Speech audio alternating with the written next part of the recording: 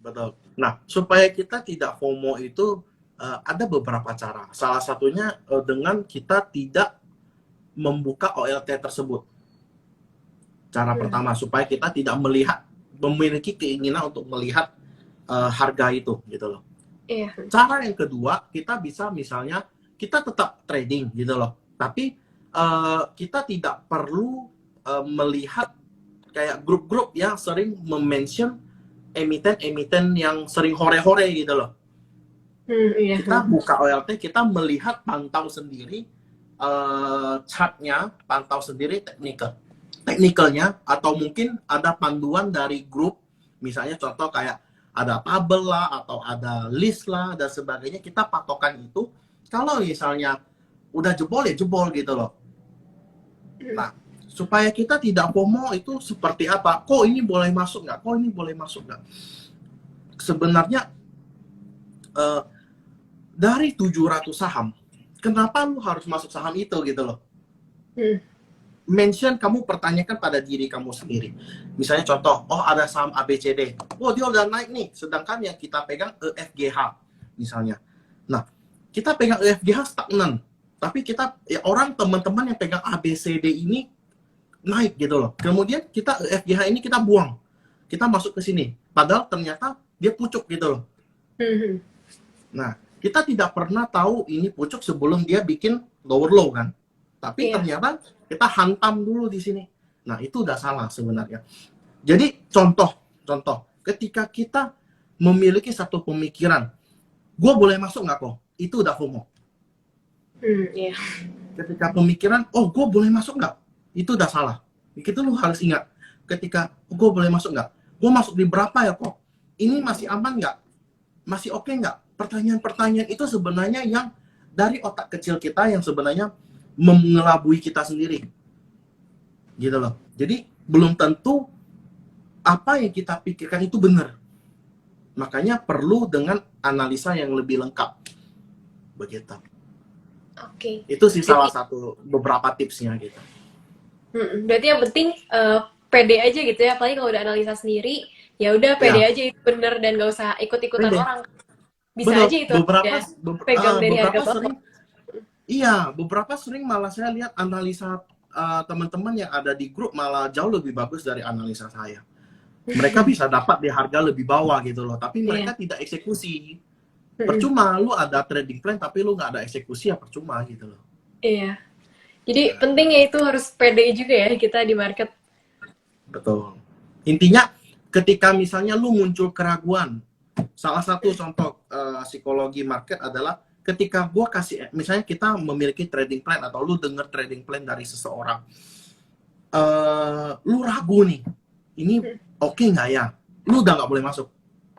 Kenapa? Karena ketika lu ragu, lu ikut trading plan orang, itu udah kacau gitu loh.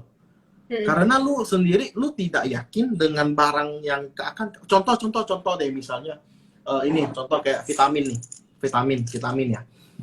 Lu orang bilang misalnya, vitamin ini bagus loh Hendy, misalnya bisa untuk menurunkan kolesterol, bisa untuk multivitamin, mineral dan sebagainya. Tapi lu sendiri nggak tahu merek ini gitu loh, nggak pernah kita tahu gitu loh. Ya percuma, karena lu akan muncul satu keraguan, otomatis tersugesti. Lu barang bagus apapun tuh nggak akan bagus gitu loh. Sama dengan lu beli saham. Ketika saham itu fundamentalnya bagus, flow-nya bagus, tapi lu sendiri ragu. Ketika lu beli, dia gain 10%, lu taking profit. Tapi ketika dia bawa nyelam 30%, oh dia masih ada ini, dia masih ada ini, kayak pembenaran diri. Nah, itu udah salah. Seperti itu. Oke, berarti yang penting pede dan juga harus yakin gitu ya. Kita harus tahu dulu yang kita beli tuh bener gak sih sahamnya bagus, jangan cuma ikut-ikutan orang aja gitu ya. Betul. Oke, mungkin ini sekarang kita lanjut nih, pertanyaan selanjutnya. Sekarang ini ada sektor yang menarik apa sih kok? Atau ada saham apa di ISG yang menarik? Nah, kalau untuk stock pick saya ya, ini untuk disclaimer, untuk menarik itu sebenarnya saya masih melihat di komoditi. Komoditi itu kan kemarin kan sempat rally di bagian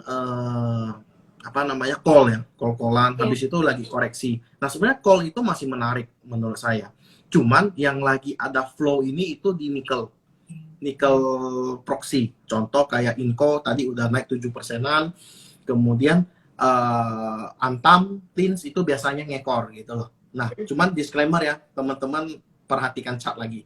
Nah, sama beberapa sektor yang saya perhatiin itu sektor consumer ya. Tadi dari awal sudah saya bilang kalau sektor consumer ini dijadikan sebagai contoh kayak dana tempat para fund manager itu untuk masuk gitu loh. Karena sudah lama dari tahun lalu itu consumer sudah ditinggalin banget. Iya. Dan secara teknikal juga bagus. Jadi why not gitu. Dengan kondisi yang saat ini IHSG lagi tertekan, otomatis fund kan tidak boleh pegang 100% cash. Dia maksimal hanya boleh 20 atau 10% cash. Berarti 80%-nya harus stok. Stok mana yang akan dia masuk ya? Berarti stok defensif. Seperti itu. Gitu. Oke, itu kalau nikel sendiri itu ada sentimen apa ya? Kenapa dia menarik saat ini? Nah, untuk sentimen saat ini saya belum ketemu sentimen apa, tapi dari sisi chart itu sudah menggambarkan. Kebanyakan dari technical analysis itu lucu. Jadi, misalnya kamu analisa nih, Rahel. Misalnya kamu analisa, tiba-tiba, oh ini bagus, lu beli. Tiba-tiba nanti ketika udah harga pucuk, dia keluar news. Misalnya, mau corporate action lah, mau inilah itulah gitu kan. Sering ketemu nggak, Rahel? Iya, suka pernah. Ya? Nah, makanya dari technical analysis saat ini mungkin tidak ada apa-apa ya. Kalau misalnya teman-teman bilang kayak kemarin presiden ketemu Elon Musk itu belum satu katalis yang kuat untuk membuat nikel ini naik gitu loh. Tapi di satu sisi nikel ini ada flow gitu loh. Nah, tugas saya adalah saya menangkap flow tersebut, kemudian saya entry gitu. Nah, untuk sentimennya tidak harus ada sentimen. Belum tentu sentimen itu datang saat ini. Bisa aja sentimen itu datang ketika dia tengah jalan ataupun dia pada saat dia price in gitu. Oke, berarti untuk saat ini nikel tuh udah ada flow yang oke gitu ya, walaupun sentimennya emang kita belum tahu untuk saat ini ada apa, tapi flow-nya udah oke ya? Iya, betul. Oke, ini ada yang nanya nih kok, kalau untuk emiten CPO, itu dengan adanya berita terbaru sore ini, Presiden mencabut larangan ekspor minyak goreng, itu gimana ya? Untuk CPO sendiri, topik saya masih Ali dengan TAPG, Triputra ya. Ya. Masih itu, dan dari sisi flow juga dari kemarin habis dibanting juga dia tetap kuat gitu loh. Masih oke. Oke, berarti CPO masih oke ya so far? Masih oke, cuman agak lagging ya. CPO agak lagging, jadi mesti lebih bersabar sebenarnya. Oke. Ini ada beberapa yang mention juga kalau coal masih bagus gak? Apanya? Sorry. Emiten coal masih bagus gak? Coal masih oke. Coal nggak masalah. Selama masih perang ya tidak masalah. Iya betul. Ini ada yang nanya lagi. Mungkin emiten dulu kali ya. Kalau Doit sama BRMS gimana nih? Doit kan bagus ya. Dengan kemarin kan baru breakout dari pola double bottomnya, kemudian hari ini retrace dan berhasil pullback gitu loh. Gitu. Nah, untuk sentimennya apa? Tidak perlu ada sentimen gitu loh. Jadi technical, kalaupun ternyata ada yang jaga, berarti dia sentimen yang kita nggak perlu tahu gitu loh. Yang perlu kita tahu adalah jaga tren aja. Yang penting trennya masih uptrend, ya udah beli. Gitu. Nah, untuk BRMS sebenarnya support kuatnya di 200. Selama dia tidak jebol 200 ya aman. Itu kayaknya range konsolidasinya lumayan lebar, 200 sampai 230. Jadi ya disesuaikan aja lah ya. Seperti itu. Oke. eh ini ada yang nanya lagi nih soal yang Elon Musk. Sorry, gue Hmm. bisa. Katanya emang ada ini ya, Elon Musk bakal bikin pabrik di Indonesia. Apakah ada dampaknya atau kayak tadi kau yang udah bilang belum secepat itu? Belum sih, belum ada dampak apapun sebenarnya. Kan cuman akan, Iya, tapi belum. belum terjadi gitu Ya. loh. Mm-mm. Belum tentu Oke. dia kayak tahun lalu dia tidak jadi, kemudian dia gonjang ganjing lagi, ya Iya. nggak perlu, ya kan. Oke. Jangan buy on sentiment, tapi buy with technical analysis gitu. Kita gabungin semuanya. Kalau ada sentimen bagus, contoh kayak si A mau beli perusahaan B misalnya, tapi dari sisi teknikal tidak menarik, ya ngapain kita beli gitu. Iya, betul. Ya, Karena harganya juga akan naik ya selama itu nggak ada flow walaupun sentimennya betul, betul. ini. Mungkin kalau sekarang kalau bank digital ini gimana kok? Belum bisa naik lagi kah? Untuk sektor teknologi mending hindari dulu deh. Kalaupun ada flow, itu hanya short term menurut saya ya. Itu masih short term, jadi saya masih high confidence sama commodity, karena tahun ini bisa dibilang commodity super cycle tahun ini. Kemudian sama sektor consumer, finance juga udah mulai kurang ya, karena udah rally kencang gitu. Hmm, Jadi saya masih di sektor consumer sama apa tadi, komoditi. komoditi. Uh, Komoditi, kalau komoditi mungkin bahas dikit nih kok soal cycle tadi itu kayak cycle di IHSG itu gimana kan kalau komoditi tuh biasa naiknya di akhir tahun ya. Kalau sekarang ini naiknya emang di apa ya? Coba boleh dibahas dikit kok mungkin tentang cycle-nya. Nah, sebenarnya komoditi ini dinaik juga bersamaan dengan kenaikan apa pada saat perang ya, mulai perang Ya. di Rusia dan Ukraina itu mulai boom di saat itu. Dan sebenarnya yang perlu kita perhatikan adalah bukan harga dari komoditinya naik atau tidak, tapi kita perlu melihat apakah ada supply, ada demand nggak. Kita kan menyediakan supply, tapi ada demand nggak. Siapa yang mau beli dengan harga segini gitu loh. Kalau Iya. ada, ya udah. Kalau tidak ada, berarti harga tersebut tidak menggambarkan uh, pada emiten tersebut.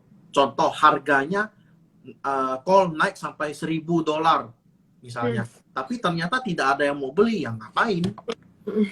Begitu. Kayak kemarin nikel naik sampai 100.000, itu kan gila banget. Habis Iya. itu siapa yang mau beli gitu loh kan? Nah, seperti itu. Oke, berarti nggak bisa jadiin. Ini ada yang nanya juga nih tadi menjawab pertanyaan yang bentar ditanya. Ini harga berarti naiknya harga komoditas itu belum tentu bisa naikin harga sahamnya ya, karena Belum kalau tentu. demand-nya itu ya percuma juga nggak ada yang mau beli. Belum tentu. Makanya betul. Jadi percuma kalau harganya naik tapi demand-nya nggak ada, ya percuma gitu. Oke, mungkin buat last question nih kok, atau dua lagi deh kayaknya. Ini ada yang nanya Boleh, soal, boleh. tadi udah sempat dibahas nih soal inflasi kan. Nah, kalau ini sektor apa sih yang paling diuntungkan kalau inflasi dan juga stagflasi itu terjadi? Kalau dia terjadi inflasi, orang kan otomatis pasti stok eh, penimbunan ataupun stok makanan dengan banyak. Menurut saya masih sektor consumer yang akan menang. Kenapa? Karena ketika kita inflasi naik, kita pasti menurunkan daya beli. Nggak Ya, mungkin toh misalnya tiba-tiba harga minyak kayak kemarin pertama misalnya 9 ribuan, terus tiba-tiba sekarang kita 12 ribuan. Ngapain kita beli harga yang lebih mahal dengan kualitas yang sama, sedangkan ada opsi lain di bawah yang lebih murah tapi tidak jelek-jelek amat, contoh kayak Pertalite gitu loh. Jadi mending saya yang biasa isinya Pertamax, saya turunkan standar saya ke Pertalite dulu sementara. Gitu loh. ya. Otomatis berarti daya beli untuk orang itu akan menurun sementara, tapi untuk sektor kebutuhan hidup itu pasti akan tetap ada. Siap mau nggak mau lu harus makan, mau Iya, nggak mau lu harus minum gitu. Nah itu yang diuntungkan. karena bisa dibilang itu paling defensif ya, semua orang tetap Iya, bakal butuh kebutuhan sehari-hari gitu. betul, betul. Oke, nih mungkin ini sekarang last question nih kok. Ya, Gimana sih cara kau di recovery mental kalau sampai kena crash IHSG? oke. Kalau saya kemarin kayak contoh kayak kemarin saya minus 2%, saya langsung portfolio sell. Saya nggak perlu, saya nggak mau tahu itu supportan apa dan sebagainya. Saya portfolio sell, semua saya buang. Yang profit juga saya buang semuanya. Karena kenapa kita nggak tahu dia akan jatuh sampai mana gitu loh. Makanya Hmm. saya dari awal saya sudah ingatin bahwa kita jangan nebak bottom. Mending kita tunggu sampai flow-nya real masuk confirmation baru kita masuk gitu loh. Tapi hanya dengan dana yang kecil. Tidak perlu dengan dana yang gede. Nah, recovery mental pada saat itu saya langsung shutdown OLT, udah. Saya nggak melihat apapun gitu loh. Yang saya perlukan, yang saya kondisikan adalah saya perbaiki mental saya reset otak saya reset sebentar, sekitar 5 sampai 10 menit baru saya lihat lagi OLT gitu loh. Saya buka lagi. Jadi ketika kita lagi penat, misalnya contoh, ini mau gimana ya, ini mau gitu gimana ya, mending lu buang dulu semua daripada kita pusing. Ya udah, mending kita buang gitu loh. Kayak ya itu ada yang bilang kayak misalnya kayak putus cinta, ya bisa dibilang seperti itu gitu loh. Kalau ternyata memang putus, ya udah putus, move on gitu loh. Soalnya kita nggak mungkin memohon-mohon dia kayak gitu, ya nggak Iya, mungkin iya. gitu. Oke, berarti yang penting sekarang jangan nebak. Kalau disimpulin semuanya hari ini, yang pertama kalau IHSG-nya emang belum terlalu jelas dan belum ada inflow lagi yang gede dari asing, itu kita mendingan risk cash dulu aja dan jangan pernah nebak bottoming karena kita nggak pernah tahu gitu ya. Iya betul. Oke, mungkin itu aja kok buat pertanyaan-pertanyaan dari live hari ini. Thank you so much udah Ya. mau live bareng Kak Ricuan.